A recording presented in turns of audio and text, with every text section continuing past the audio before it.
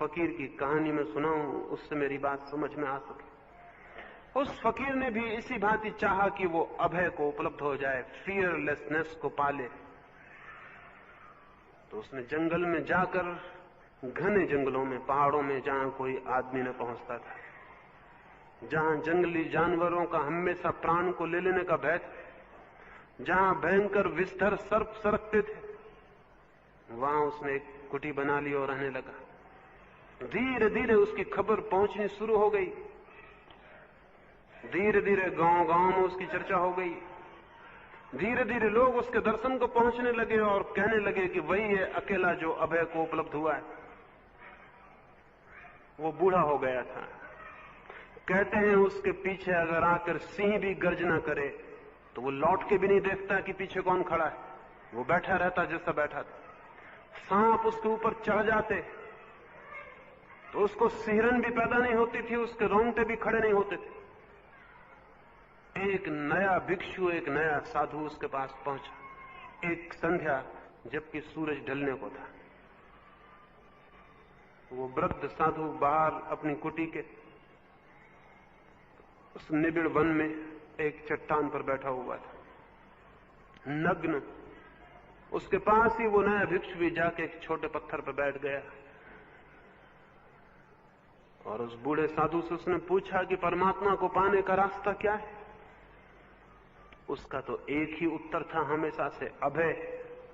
भय से मुक्त हो जाओ, और जिस दिन भी तुम भय से मुक्त हो जाओगे, तुम्हारे चित्त में कोई भय नहीं होगा, उसी दिन परमात्मा अपने द्वार तुम्हारे लिए खोल देगा। यही उसने उससे भी कहा। जब ये बात ही चलती थी कि तभी एक जंगली जानवर ने आके पीछे जोर से चिंघाड़ा, आवाज की। वो नया भिक्षु खड़ा हो गया, उसके हाथ पैर कपने लगे। वो बूढ़ा भिक्षु हंसा और उसने कहा, रे तुम डरते हो? सन्यासी हो कि डरते हो? और जहां डर है वहां धर्म नहीं हो सकता। वो युवक बोला, मैं तो डरता हूं, और घबराहट में मुझे बहुत जोर से प्यास लगाई। क्या आप थोड़ा पानी मुझे दे सकेंगे ताकि मैं इतनी ताकत जुटा सकूं कि मैं गांव तक वापस पहुंच जाऊं? अब मुझे कोई धर्म वगैरह नहीं सुनना है, मुझे वापस जाना है। वो बूढ़ा हंसा और उठ के अपनी कुटी के भीतर गया। वहां से वो पानी लेके वापस आया। लेकिन जब वो कुटी के भीतर था तो उस युवक साधु ने जिस चट्टान पर वो बूढ़ा बैठा हुआ था, उस पर एक पवित्र ग्रंथ की पंक्ति लिख दी, एक धार्मिक ग्रंथ की पंक्ति लिख दी जिसको वो बूढ़ा मानता था। एक पत्थर से उठा के उसने पवित्र मंत्र लिख दिया। बूढ़ा आया, जैसे उसने पैर उठा के चट्टान पर रखना चाहा, देखा कि पवित्र मंत्र नीचे लिखा हुआ। उसका पैर कब गया और वो नीचे उतर गया। उस युवक की बारी थी, वो हंसा और उसने कहा, डरते आप भी हैं, भयभीत आप भी हैं, और जहां तक मेरे भय का संबंध है वो तो स्वाभाविक है, और आपका भय बिल्कुल ही अस्वाभाविक है। पवित्र मंत्र पर पैर न पड़ जाए, इससे वो बूढ़ा भी डर गया। जो सिंह की गर्जना से नहीं डरता, जो सांपों के लपट जाने से नहीं डरता, जो निबिड़ अंधकार वन में अकेला रहता है और नहीं डरता, वो भी पवित्र मंत्र नीचे लिखा हुआ है, उस पर पैर न पड़ जाए इसलिए डर गया। उस युवक ने कहा, मैं तो परमात्मा को कभी जान भी लूं, लेकिन स्मरण रहे आप कभी न जान पाएंगे। मैं भी आपसे यही निवेदन करना चाहता हूं, भय से मुक्त होने का ये मतलब नहीं है कि बस आती हो तो आप सामने ही खड़े हो जाएं। ये मूढ़ता होगी, इडियोटिक होगा, ये भय से मुक्त होना नहीं होगा। ना ही भय से मुक्त होने का ये मतलब है कि जहां धूप हो वहां आप खड़े हो जाएं, न गड्ढों में कूद जाएं। भय से मुक्त होने का ये मतलब नहीं है। भय से मुक्त होने का है जो साइकोलॉजिकल, जो मानसिक भय हमने तैयार कर रखे, उनसे मुक्त हो जाएं। ये तो जीवन की संवेदना है, बोध है। अगर सांप रास्ते पर है और आप रास्ते से हट जाते हैं तो ये भय नहीं है, ये तो सहज समझ है, ये तो होश है, ये तो स्वस्थ चित्त का लक्षण है। अगर कोई जहर खाने को आपको देता है और आप इंकार करते हैं, या जिस बोतल पर जहर लिखा हुआ है उसे आप नहीं पीते, तो ये तो एक स्वस्थ चित्त का लक्षण है। ये भय नहीं है, ये तो जीवन की सामान्य रक्षा है। भय दूसरे तल पर है, गहरे तल पर है, मानसिक है। मानसिक तल पर जो भय है वे मनुष्य को धार्मिक नहीं होने देते। शरीर के तल पर जो भय है वे जीवन के लिए अपरिहार्य है, जरूरी है। वे तो जिस बच्चे में न हो उसके संबंध में हमें चिंतित हो जाना पड़ेगा। अगर एक बच्चा हो और आगी में हाथ डाले और भयभीत न हो, वो बच्चा जिंदा नहीं रह सकेगा। उस बच्चे में बुद्धिमत्ता ही नहीं। एक बार ऐसा हुआ कि जापान में एक राजा को सनक आ गई, जैसा कि अक्सर होता है, राजाओं को सनकें आती हैं। सच तो यह है जो सन की नहीं होते वो राजा ही नहीं होते। उस राजा को सनक आ गई और उसने ये सारे राज्य में खबर करवा दी कि जो लोग भी मंद बुद्धि हैं उनका कोई कसूर नहीं है मंद बुद्धि होने में। भगवान ने उनको मंद बुद्धि पैदा किया, तो मंद बुद्धि लोग कुछ काम नहीं करते, आलसी हैं, बैठे रहते हैं, उनका कोई कसूर तो नहीं है मंद बुद्धि होने में। तो राज्य से व्यवस्था की जाएगी, जितने मंद बुद्धि हैं उनको राज्य की तरफ से आश्रय दिया जाएगा। वो राज्य के द्वारा बनाए गए आश्रमों में रहें, आनंद से खाएं और मौज करें। उनका कोई कसूर नहीं है कि वो मंद बुद्धि हैं। सारे राज्य में उसने खबर निकाल दी। हजारों दरख्वास्तें आ गई कि हम मंद बुद्धि हैं, हमको राज्य की सहायता मिलनी चाहिए। राजा बहुत परेशान हो गया, उसे कल्पना भी न थी कि उसके राज्य में इतने मंद बुद्धि हैं। रोज हजारों दरखास्तें आती ही गई। शायद ही कोई आदमी ऐसा हो जिसने दरखास्त न दी हो। कौन इतना नासमझ था? राज्य खाने, कपड़े और रहने की मुफ्त व्यवस्था कर रहा है। राजा घबरा गया। उसने सोचा था कि होंगे 150, 1000, 2000 आदमी। उसने अपने मंत्रियों को कहा, ये तो बड़ी मुश्किल हो गई, ये कैसे तय होगा कि कौन मंद बुद्धि है? उनके मंत्रियों ने कहा, हर चीज के रास्ते इंतजाम हो जाएगा। जिन लोगों ने दरखास्तें दी हैं उनको खबर कर दी जाए कि वो आ जाएं, उनकी परीक्षा होगी। अगर वो मंद बुद्धि सिद्ध हुए तो राज्य उन्हें शरण देगा, और नहीं सिद्ध हुए तो वापस लौटा दिए जाएंगे। जिन लोगों ने सबसे पहले दरखास्त दी थी उनमें से 1000 लोग बुलवा लिए गए। मंत्रियों ने बड़ी होशियारी का काम किया। उन्होंने घास फूस की छोटे छोटे झोंपड़े बनाए 1000 लोगों के रहने के लिए, और उन 1000 लोगों को उनमें ठहरा दिया, और रात में उन झोंपड़ों में आग लगा दी। जैसे आग लगी लोग बाहर भागे, लेकिन 4 आदमी ऐसे भी थे जो कंबल ओढ़ के अंदर और ठीक से सो गए। जब आग लगी और उनके पड़ोसियों ने उनसे कहा भागो आग लगी है, तो उन्होंने कंबल ओढ़ लिया और सो गए। उन्होंने कहा कि अगर किसी की होगी इच्छा तो हमको निकाल बाहर कर दे। आग लगी है तो बाहर कौन जाए, संभल के यहीं सो जाओ। वो 4 आदमी चुन लिए गए, वो मंद बुद्धि थे। उनमें आग का भी भय नहीं था। वो और कंबल सोड़ के आराम से वहीं ओढ़ कर सो गए थे। मंद बुद्धि होना और बात है, भय रहित होना और बात है। इसलिए जो मंद बुद्धि हैं उनको अगर इस तरह के भय से मुक्त होना हो कि ट्रेन के सामने खड़े हो जाएं या बस के सामने या सांप को गले में लटका लें, तो मंद बुद्धियों के लिए ये बहुत आसान है, इसमें कोई कठिनाई नहीं है। लेकिन अभय का अर्थ मंद बुद्धि नहीं है। अभय का अर्थ संवेदन शून्यता नहीं है। अभय का दूसरा अर्थ है। अभय का अर्थ है मानसिक तल पर हमने जो भय पाल रखे उनसे मुक्त हो जाना। हमने कौन से भय पाल रखे? हमने बहुत से भय पाल रखे। मानसिक तल पर हम इतने ज्यादा भयभीत हैं जिसका कोई हिसाब नहीं। आप जब मंदिर में जाके प्रणाम करते हो तो किस कारण से करते हो? कोई भय काम कर रहा है। मेरे एक मित्र है, वो नियमित जिस मंदिर के सामने से भी निकले हाथ जोड़े बिना नहीं रह जाते थे। मेरे साथ एक दिन एक सड़क पर से निकले कोई 3 मंदिर आए, उन्होंने हर मंदिर के सामने हाथ जोड़े। मेरी वजह से थोड़ा संकोच किया, लेकिन फिर भी जैसे मेरी आंख बची उन्होंने जल्दी से हाथ जोड़ लिए। मैंने उनसे बात की कि ये क्या कर रहे हैं। उन्होंने कहा, मुझे ऐसा भय लगता है कि अगर मैंने हाथ न जोड़े तो भगवान नाराज हो जाए।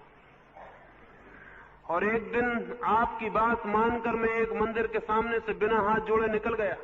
मैंने बड़ी हिम्मत की, मेरे माथे पे पसीना आ गया। मैंने बड़ी हिम्मत की और मैंने कहा कि आज मैं देखूं तो निकल के क्या होता है। लेकिन मैं 10 कदम से आगे नहीं जा सका। 10 कदम पे जाके मेरा ऐसा घबराहट होने लगी कि मुझे लगा कि पता नहीं क्या हो जाए। मैं वापस लौटा। मैंने ठीक से हाथ जोड़े और क्षमा मांगी कि ऐसी भूल अब कभी ना करूंगा। ये मानसिक भय, ये साइकोलॉजिकल फियर्स, ये सीखे हुए हैं, ये बिल्कुल झूठे हैं, ये सिखाए गए। और ऐसे भय भी चित्त को ही हम धार्मिक कहते रहे। ये तो बिल्कुल धार्मिक नहीं, ये तो जरा भी धार्मिक नहीं। ऐसे भय को चित्त में खोजना जरूरी है। हमारी मान्यताएं, हमारे विश्वास, हमारी बिलीफ्स सब भय पर खड़ी हुई हैं। हमारे सिद्धांत, हमारा तथाकथित ज्ञान, हमारा पंथ, हमारा संप्रदाय, हमारी पूजा, हमारी प्रार्थना इसी तरह के भय पर खड़ी हुई है। ये भय चित्त को रुग्ण करते हैं, ये भय चित्त को कमजोर करते हैं, ये भय चित्त को शक्तिहीन करते हैं। और इन भय से घिरा हुआ व्यक्ति धीरे धीरे विक्षिप्त हो सकता है, मुक्त नहीं हो सकता। ये जाल भय का तोड़ना जरूरी है, लेकिन हमको भय लगेगा कि अगर हमने ये जाल तोड़ा तो फिर हम धार्मिक न रह जाएंगे, फिर तो हम अधार्मिक हो जाएंगे। ये भी हमें सिखाया गया है कि इन भय से जो भयभीत होता है वही आदमी रिलीजियस, वही आदमी धार्मिक, वही अच्छा आदमी। जो इनको तोड़ देता है वह आदमी बुरा हो जाता है। ये बात गलत है। असल में जो इनको तोड़ता है, इन भय के जाल को जो तोड़ देता है, वही इन जाल के भीतर छिपी हुई आत्मा को जानने में समर्थ हो पाता है। क्योंकि भय को तोड़ते ही एक इतनी बड़ी शक्ति उसके भीतर जन्मती है, एक इतना बड़ा साहस उसके भीतर पैदा होता है, एक इतना बल उसके भीतर मुक्त होता है। ये भय के जाल के भीतर बड़ी शक्ति दबी बैठी है, जो उठ नहीं पाती, जो खड़ी नहीं हो पाती, विवेक जागृत नहीं हो पाता, विचार मुक्त नहीं हो पाता है। इन भय से ही हम बंधे रह जाते हैं, अटके रह जाते हैं। ये भय हमें हिलने भी नहीं देते। इन भय की दीवार में हम आंख भी नहीं उठा सकते ऊपर, कहीं देख भी नहीं सकते। हर चीज में भय लगता है कि कहीं ये ना हो जाए। ये जो भय है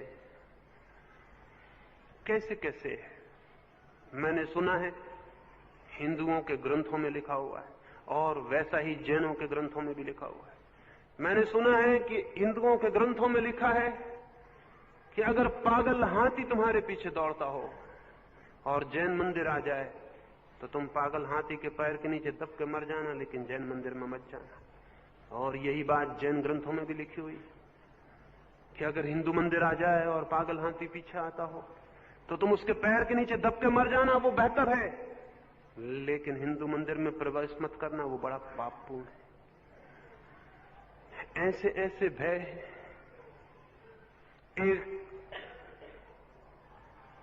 एक जैन साधु मेरे पास ठहरे। उन्होंने सुबह उठ के ही मुझसे कहा, जैन मंदिर कहां है, मैं वहां जाना चाहता हूं। मैंने उनसे कहा, वहां जाके क्या करिएगा? उन्होंने कहा, मुझे वहां एकांत में आत्मचिंतन करूंगा, ध्यान करूंगा, सामायिक करूंगा।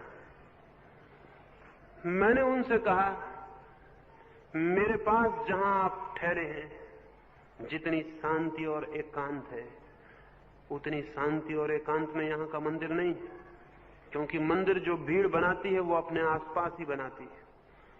तो जहां यहां भीड़ रहती है वहीं वो मंदिर है। वहां बहुत शोरगुल है, वहां क्या करिएगा, यहां बहुत एकांत है। वे बोले कि नहीं, फिर भी ये रहने का मकान है, इसमें लोग रहते हैं, मंदिर में कोई रहता नहीं, इसलिए उसकी पवित्रता दूसरी, मैं वहीं जाऊंगा। तो मैंने उनसे कहा, हमारे पड़ोस में ही एक चर्च है, वहां भी कोई नहीं रहता, आप उस चर्च में चले चलिए। उन्होंने कहा, चर्च? आप कैसी बातें करते हैं?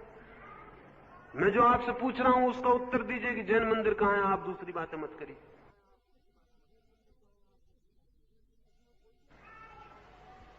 मैंने कहा, उस चर्च में कोई भी नहीं रहता, और आज चूंकि इतवार नहीं, रविवार नहीं, इसलिए वहां कोई भी नहीं होगा। आज पादरी भी सिनेमा देखने गया होगा। रविवार को वहां लोग होते हैं, तब पादरी भी वहां रहता है, क्योंकि मैं कई दफा जब रविवार नहीं होता वहां जाता हूं, मुझे पादरी भी नहीं मिलता। तो वहां कोई भी नहीं होगा, एकदम एकांत, बड़ी शांति में वो जगह चले चलिए। लेकिन चर्च शब्द भय पैदा करता है, जैन शब्द प्रलोभन पैदा करता है। वो अपना मंदिर है, अपने भगवान का। ये दूसरों का मंदिर है, ऐसे भगवानों का जिनका होना भी तय नहीं। यहां जाने में कोई अर्थ नहीं है, कोई लाभ नहीं है। वो ईसाई से कहिए तो जैन मंदिर का सवाल हो जाएगा, वो हिंदू से कहिए, मुसलमान से कहिए। ये सारे भय हैं हमारे भीतर।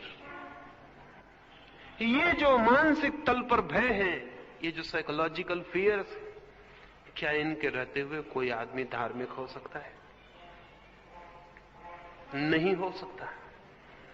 ये जाल टूट जाना चाहिए, और ये जाल टूटना बहुत कठिन नहीं है। ये असंभव तो है ही नहीं, कठिन भी नहीं है, बहुत सरल है। असल में ये जाल कोई ऐसा जाल नहीं है जिसकी वास्तविक जंजीरें हों, केवल शब्दों की जंजीरें हैं, और शब्दों की जंजीरें कागजों से भी कमजोर है। इनको कोई देख ले तो इनसे मुक्त हो जाता है, इनको कोई समझ ले तो इनसे मुक्त हो जाता है। इनकी अंडरस्टैंडिंग ही इनसे छुटकारा बन जाती है, इनको तोड़ना नहीं पड़ता। एक दफा अपने मन में ये देख लें कि मेरे चित्त में कौन कौन से मानसिक भय बैठे हुए, उनको देख लेना, उनको पहचान लेना, उनको जान लेना ही उनसे छुटकारा है। उनको जानने के बाद उनका कोई बंधन नहीं रह जाएगा, क्योंकि आप खुद उन पर हंसने लगेंगे कि ये क्या पागलपन है, ये क्या नासमझी है, ये मैं क्या कर रहा हूं, ये सब मैंने कौन सा जाल मन के ऊपर रच रखा है। अगर आप एक बार अपने मन के इस जाल को देख लेंगे तो दिखाई पड़ेगा एकदम काल्पनिक है ये जाल। इसमें आप बंधे हैं केवल इसलिए कि इस जाल को आपने सत्य समझ रखा है, और अगर आपको ये दिखाई पड़ जाए ये असत्य है तो आप छूट गए। सत्य समझा है इसलिए बंधे हैं, समझ बांध रही है, और कोई जाल नहीं है जो बांध रहा हो। एक छोटी सी कहानी कहूं, उससे शायद मेरी बात ख्याल में आ सके। एक रात, अंधेरी रात में, एक बड़ा काफिला एक रेगिस्तानी सराय में आके ठहरा। कोई 100 ऊंट थे उस काफिले के पास। आधी रात हो गई थी, शायद वे रास्ता भटक गए थे और सांझ को पहुंचने वाले थे, लेकिन रात को पहुंचे। सभी थके हुए थे। उन्होंने जल्दी जल्दी खूंटियां गाड़ी, रस्सियां बांधी और अपने ऊंटों को बांधा, लेकिन शायद इस जल्दबाजी में एक खूंटी और एक रस्सी खो गई, या कहीं रास्ते में गिर गई। 99 ऊंट तो बांध दिए गए, लेकिन एक ऊंट बिना बंधा रह गया। आधी रात हो गई थी, वे सो जाना चाहते थे, और ऊंट को बिना बंधा छोड़ना ठीक नहीं था। रात अंधेरी थी और वो भटक सकता था। तो उन्होंने सराय के मालिक को जाके कहा कि अगर एक खूंटी और एक रस्सी हमें मिल जाए तो बड़ी कृपा हो। एक ऊंट हमारा बिना बंधा रह गया, हमारी खूंटी कहीं खो गई या गिर गई, रस्सी भी हमारे पास नहीं है। 99 ऊंट बांध दिए गए हैं, एक बिन बंधा है। उस सराय के मालिक ने कहा, मैं तो बहुत गरीब हूं और यहां कोई खूंटी और कोई रस्सी नहीं है, लेकिन हाँ एक तरकीब बताता हूं, बांध दो, जाओ खूंटी गाड़ दो, रस्सी बांध दो और ऊंट से कहो सो जाओ। उन लोगों ने कहा, आप बड़े पागल मालूम पड़ते हैं, रस्सी और खूंटी होती तो हम आपके पास आते क्यों? रस्सी गाड़ दें, खूंटी बांध दें, आपने बड़ी अच्छी बात बताई, लेकिन हम पर है नहीं। उसने कहा कि जो नहीं है उसी को गड़ा दो और जो नहीं है उसी को बांध दो, झूठी खूंटी ठोक दो जमीन में। अंधेरे में ऊंट को समझ में पड़ जाए कि खूंटी ठोकी गई, और झूठी रस्सी उसके गले में हाथ फेर दो और बांध दो और कह दो बैठ जाओ। लेकिन उन लोगों ने कहा विश्वास नहीं पड़ता। वो बूढ़ा हंसा कि तुम विश्वास नहीं करते ऊंट के बाबत, मैं आदमियों को ऐसी खूंटियों से बंधे देखता हूं जो नहीं है। तुम जाओ, कोशिश करो। ऊंट तो ऊंट है, आदमी राजी हो जाता है। वो गया, मजबूरी थी, जाना पड़ा ऊंट के पास। उनके पास नहीं थी खूंटियां। अब बूढ़े ने कहा था तो देख लें ये भी करके। उन्होंने खूंटी ठोकी जैसी कि असली खूंटी ठोकी जाती, आवाज की, गड्ढा किया, ऊंट खड़ा अंधेरे में देखता रहा, खूंटी ठोकी जा रही थी। फिर उन्होंने ऊंट के गले में हाथ डाला और जैसे रस्सी बांधी जाती थी वैसी कोशिश की। ऊंट ने समझा होगा रस्सी बांध दी गई, और फिर उन्होंने कहा बैठ जाओ, और ऊंट बैठ गया और वो जाके सो गए। और सुबह वो उठे और काफिला नई यात्रा पर जाने को हुआ। तो उन्होंने 99 ऊंटों की खूंटियां निकाल दी, रस्सियां खोल ली और उनको मुक्त कर दिया। लेकिन 100वें ऊंट की न तो कोई खूंटी थी न रस्सी, उसको क्या खोलना। उन्होंने 99 ऊंट तो खोल दिए, वो ऊंट चलने को राजी हो गए, लेकिन 100वां ऊंट बैठा रहा।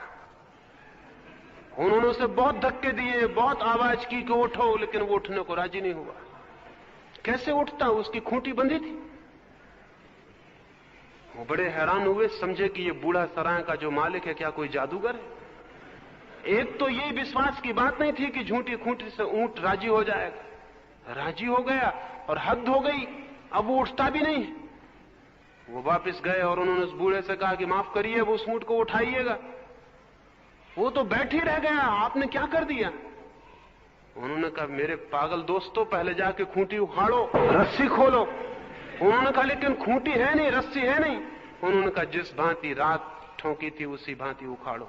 जो नहीं थी अगर वो ठोकी जा सकती है तो जो नहीं है वो निकालनी भी पड़ेगी। जाओ।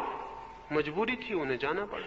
वो गए, उन्होंने जाके खूंटी निकाली, रस्सी खोली, ऊंट उठ के खड़ा हो गया, यात्रा पर राजी हो गया। उस बूढ़े आदमी ने ठीक कहा था, ऊंट तो ऊंट, आदमी भी राजी हो जाते हैं। हम सब राजी हो गए हैं और ऐसी खूंटियां हमारे मन पर हैं जिनका कोई अस्तित्व नहीं। ऐसी रस्सियां हमारे मन पर हैं जिनकी कोई सत्ता नहीं, जिनका कोई एग्जिस्टेंस नहीं। लेकिन आप पूछेंगे उखाड़े कैसे इनको, इनको निकालें कैसे? जरूर, जिस भांति इनको गड़ाया है उसी भांति इनको निकालना भी पड़ेगा। जिस भांति इनको ठोका है उसी भांति तोड़ना भी पड़ेगा। कैसे ठोका है इन खूंटियों को, कौन सी सीक्रेट है इनके ठोकने की, कौन सा टेक्निक, कौन सी तरकीब है? तरकीब यह है कि हमने इन भयों को सत्य मान लिया, इसलिए हमारे ऊपर ठुक गए। इनको सत्य मान लेना इनका सीक्रेट है। जिस चीज को हम सच मान लेंगे उससे हम बंध जाएंगे, जिस चीज को हम असत्य जान लेंगे उससे हम मुक्त हो जाएंगे। सत्य मान लेना हमारा कारण है इनसे बंधे होने का। विश्वास कारण है हमारा इनसे बंधे होने का। तो थोड़ा आंख खोल कर देखें कि इन्हें मानने की कोई वजह है क्या? कोई वजह है उस मूर्ति को भगवान मानने की जिसको हम भगवान मानते रहे? कोई भी तो वजह नहीं है सिवाय इसके कि और लोग मानते। कोई भी तो वजह नहीं है सिवाय इसके कि और लोग मानते। और मैं भी उन लोगों में पैदा हुआ हूं जो मानते हैं, और बचपन से उन्होंने मुझे सिखा दिया कि मानो। 1917 में रूस में सारे लोग आस्तिक थे। 1917 में क्रांति हो गई, वहां जो लोग हुकूमत में आए वो नास्तिक थे। उन्होंने शिक्षा देनी शुरू की, न कोई ईश्वर है, न कोई आत्मा है, न कोई धर्म है, न कोई स्वर्ग, न कोई नरक, न कोई मोक्ष, न कोई पाप, न कोई पुण्य, कुछ भी नहीं है। निरंतर 15-20 साल की शिक्षा के बाद आज रूस के बच्चे से जाकर पूछिए ईश्वर है? मेरे एक मित्र रूस में थे, उन्होंने पूछा एक छोटे से स्कूल में बच्चों से ईश्वर है, वो हंसने लगे और उन्होंने कहा था, है नहीं। पहले था, 1917 के पहले था, क्रांति के पहले था, जमाना हुआ, खत्म हो गया, अब नहीं। और जहां अज्ञान है, जहां अभी क्रांति नहीं हुई, वहां अभी भी है, बहुत जल्दी वहां भी नहीं रह जाएगा। जो उनको सिखाया वो उसे दोहरा रहे। उन्होंने पुरानी खूंटियां तोड़ दी, नई खूंटियां गाड़ दी। कल तक वो बाइबल को मानते थे, अब वो दास कैपिटल को मानते हैं। कल तक क्राइस्ट का जय जयगान करते थे, अब वो मार्क्स और लेनिन का जय जयगान।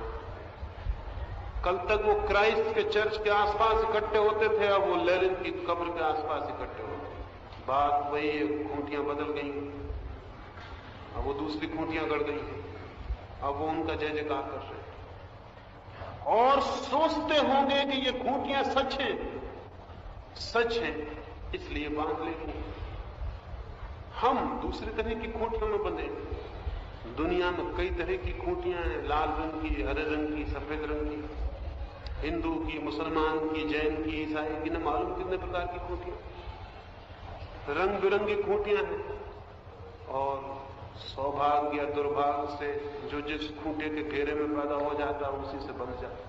और बंधने का कुल कारण इतना है कि बचपन से सीख लेता है कि ये सच, सत्य का कोई पता नहीं, और हम मान लेते हैं कि ये सत्य है, तो बंधन खड़ा हो जाता है।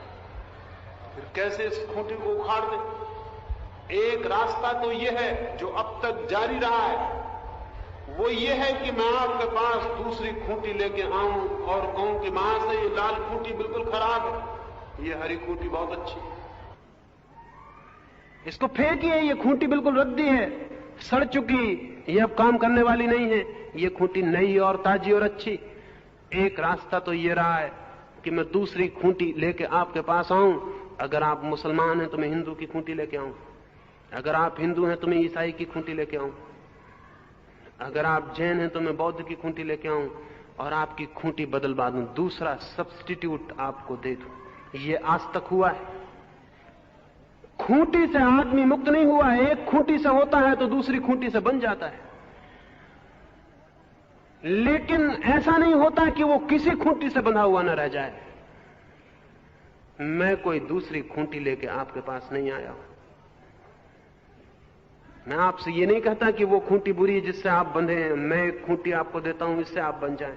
मैं आपसे ये कहने आया हूं खूंटी से बंधा होना बुरा है। कोई खूंटी ऊंटी का बुरा सवाल नहीं है, खूंटी से बंधा होना बुरा है, चाहे वो कोई भी खूंटी हो। इससे कोई फर्क नहीं पड़ता हिंदू की हो, मुसलमान की, जैन की, ईसाई की, कम्युनिस्ट की, इससे कोई फर्क नहीं पड़ता। चित्त बंधा हुआ हो ये बुरी बात है, क्योंकि बंधा हुआ चित्त और असत्य से बंधा हुआ चित्त नहीं जानता, ऐसी चीजों से बंधा हुआ चित्त वहां तक नहीं पहुंच सकता जहां ज्ञान है, जहां सत्य है, जहां परमात्मा है, जहां जीवन का मूल उत्स है, वहां नहीं पहुंच सकता। तो दिखाई तो पड़ेगा कि हम परमात्मा की पूजा कर रहे हैं, लेकिन हम किसी रंग की खूंटी की पूजा करते रहेंगे। और दिखाई तो पड़ेगा हम मंदिरों में जा रहे हैं, हम मंदिरों में कभी नहीं गए, क्योंकि मंदिरों में जाने वाला मन ही हमारे पास नहीं है जो मुक्त हो, खुला हो, उन्मुक्त हो। पहली बात है स्वतंत्र चित्त चाहिए सत्य को जानने को। स्वतंत्रता सीढ़ी है सत्य की। स्वतंत्र जिसका चित्त नहीं, सत्य सत्य उसके लिए नहीं हो सकता। फ्रीडम चाहिए।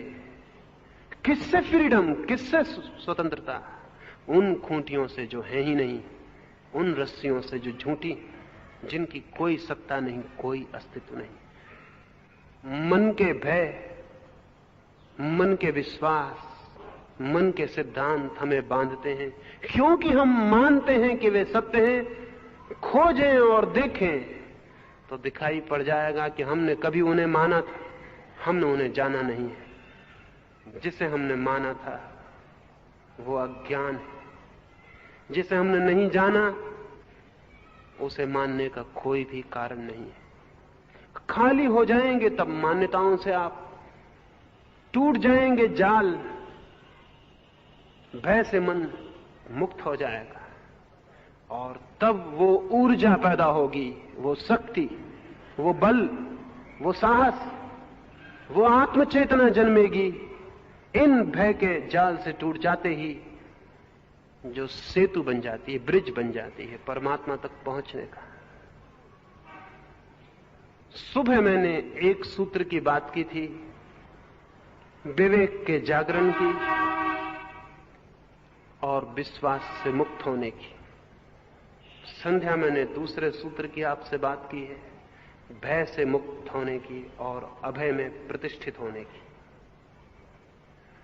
शेष कुछ सूत्रों की बात आने वाली चर्चाओं में मैं आपसे करूंगा। अंत में इतना ही कहूंगा, मेरी बातों पर विश्वास न ले आए कि मैं जो कह रहा हूं वो ठीक हो सकता है, जो मैं कह रहा हूं वो बिल्कुल गलत है। हो सकता है मैं किसी तरकीब से कोई नई खूंटी गाड़ने की कोशिश कर रहा हूं और आप उसमें पकड़ जाएं, आप उसमें जकड़ जाएं। इसलिए मुझसे सावधान रहने की जरूरत है। मैं जो बात कह रहा हूं उसमें सबसे ज्यादा जरूरी है कि मुझसे सावधान रहें, कोई मेरी खूंटी आपके मन में न गड़ जाए। सोचें, विचारें, मैंने जो कहा है रात सोते वक्त थोड़ा उस पर ख्याल करें कि मैंने क्या कहा है, और अपने भीतर खोजें कि कहीं सच में वैसे भय आपके भीतर तो नहीं है जो झूठे हैं, जिनको आप नहीं जानते, जिनसे आप भयभीत हैं, परेशान हैं, और जो आपके जीवनचर्या को प्रभावित कर रहे हैं। अगर ऐसे भय आपको दिखाई पड़ जाएंगे तो आपको कुछ और नहीं करना होगा, उनका दर्शन ही उनकी मृत्यु हो जाएगी। आपने उनको देखा कि वो गए। जैसे कोई आदमी एक दिए को जला के किसी अंधेरे कमरे में जाए अंधेरे को खोजने, तो दिए को जला के ले जाएगा तो अंधेरा उसे मिलेगा? वो नहीं मिलेगा, क्योंकि दिए की मौजूदगी अंधेरे का अंत है। ऐसे ही जो भी भय हमारे चित्त में है वो अंधेरे के निवासी है। जब आप बोधपूर्वक उनकी खोज में दिया जला के जाएंगे खोजने की वो कहां है, तो आपको हंसी आएगी, वो अंधेरे के वासी आपको नहीं मिलेंगे। एक बार ऐसा हुआ, अंधेरे में जाके भगवान के पास और उससे कहा कि तुम क्यों अंधेरे के पीछे पड़े हुए हो? उसने तुम्हारा क्या बिगाड़ा? सूरज ने कहा, कैसा अंधेरा? कौन अंधेरा? मैं तो जानता भी नहीं, मेरा आज तक उससे मिलना नहीं हुआ। आप उसे मेरे सामने बुला दे और वो मेरे सामने शिकायत कर दे तो मैं माफी मांग लूं और आगे के लिए पहचान लूं कि ये कौन है, तो उसका पीछा ना करूं। तब से भगवान भी हार गए हैं, अंधेरे के लिए कोशिश करते हैं सूरज के सामने लाने की, अभी तक ला नहीं पाए। वो कभी नहीं ला पाएंगे, क्योंकि सूरज की मौजूदगी अंधेरे का अंत है, वो सामने खड़ा नहीं हो सकता। जब हम बोधपूर्वक भीतर चित्त में खोजने जाएंगे कौन कौन से भय हमें पकड़े हुए हैं, जब आप दिया जला के विचार का खोजने जाएंगे आप हैरान हो जाएंगे। वो भय गए, वे खूंटियां वैसी थीं जो किन्हीं समझदार व्यापारियों ने आपके लिए बांध दी थी और आपको उसके साथ बांध दिया था। समझदार व्यापारियों का डर था कि कहीं आप उनके घेरे से भटक न जाओ। वो जो समझदार व्यापारी थे, ऊंट के मालिक, उनको भय था कहीं ऊंट भटक न जाए, कहीं दूसरे जत्थे में शामिल ना हो जाए, कहीं कोई इसे ले न जाए। मनुष्य के जीवन में भी कुछ समझदार व्यापारी पैदा हो गए और उन्होंने आदमी के चित्त पर खूंटियां बांध दी ताकि कोई आदमी उनके घेरे, उनके फोल्ड के बाहर न चला जाए, हिंदू के बाहर न चला जाए, मुसलमान के बाहर न चला जाए। झूठी खूंटियां गड़ा दी, झूठे जाल बुन दिए भय के, और उनमें आदमी बंद है। जो आदमी उनमें बंद है वो आत्मघाती है, वो अपना दुश्मन, वो अपनी आत्मा को अपने हाथ से खो रहा है। जो उनसे मुक्त होता है उसी को आत्मा की गरिमा और गौरव उपलब्ध होता है, वही ठीक अर्थों में मनुष्य बनता है। वो कैसे मनुष्य बन सकता है, उसकी कुछ और चर्चा आने वाले 2 दिनों में मैं आपसे करूंगा। मेरी बातों को इतने शांति और प्रेम से सुना, उससे बहुत बहुत अनुग्रहित हूं, और अंत में सबके भीतर बैठे हुए परमात्मा को प्रणाम करता हूं। मेरे प्रणाम स्वीकार करें।